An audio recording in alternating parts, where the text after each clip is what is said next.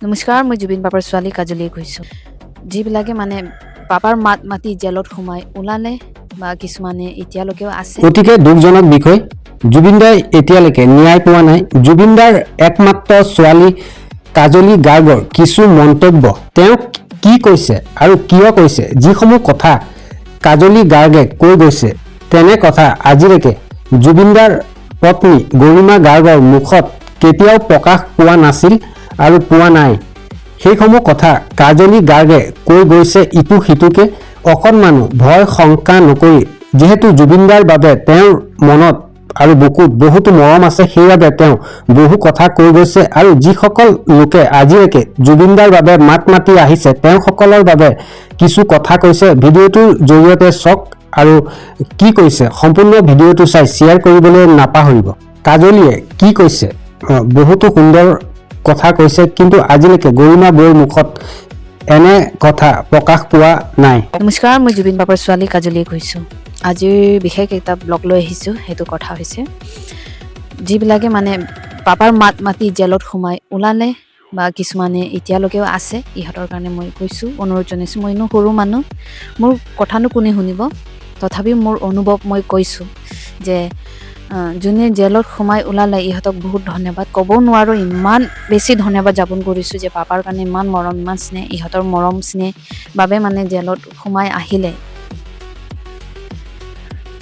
আৰু কিছুমানে এতিয়ালৈকে মানে জেলত সোমাই আছে, ইহঁতক মনেদি প্ৰাণেদি ইচ্ছা কৰোঁ ইহঁতকো যদি অতি সোনকালে যিমান পাৰে ৰেহাই কৰি দিব পাৰিলে বহুত ভাল পাম, বহুত সুখী হ'ম, এটা অনুৰোধ যাচিছোঁ মানে। আৰু মই নাম নকওঁ কোনে কোনে কি, তথাপিও মই ইহঁতক কৈ দিব খুজিছোঁ যে বহুত ডাঙৰ কথা জেলত সোমাই ওলাবলৈ। জেলত একো মানে অপৰাধ নকৰাকৈ জেলত সোমাই আহা, সেইটো বহুত ডাঙৰ কথা হয়। মানে সেইটো এটা জেলত সোমোৱা মানে এটা টেগ লাগি যায় বনাম হিচাপে। মানে কি হৈছে নহয়, মানুহে যদি জেলত সোমাইছে বুলি শুনিলে মানুহে পটককৈ বিয়া চুকু কৰিছে, তথাপিও ইহঁতে সেইবিলাক একো ফাৰাক নপৰাকৈ মানে গৈ বাবাৰ নামত জেলত সোমাই আহি ওলালে বহুত মানুহে। মই বহুত সুখী হ'লোঁ ইহঁতে ওলাই আহিলে। আৰু যিবিলাকে এতিয়ালৈকে বৰ্তমান সোমাই আছে, জুবিন দাৰ একমাত্ৰ ছোৱালী কাজলীয়ে যিসমূহ কথা কৈছে, বহুতো সুন্দৰ কথা কৈ গৈছে। আচলতে যিসকলে জুবিন দাৰ বাবে মাত মাতি জেললৈ গৈছে, তেওঁলোক জেলৰ পৰা ওলাই আহিছে আৰু বহু লোক জেলত সোমাই আছে। সেইসকলৰ কষ্ট যাতে বিফলে নাযায়, জুবিন দাই অতি সোনকালে ন্যায় পোৱাটো দৰকাৰ। সেইবাবে ভিডিঅ'টো শ্বেয়াৰ কৰি দিছোঁ আপোনালোকৰ কাষলৈ। এইসমূহ কথা গৰিমা বৌৰ মুখত আজিলৈকে প্ৰকাশ পোৱা নাছিল। এনে কথা কাজলীৰ মুখৰ পৰা ওলাইছে, বহু সুন্দৰ কথা কৈ গৈছে।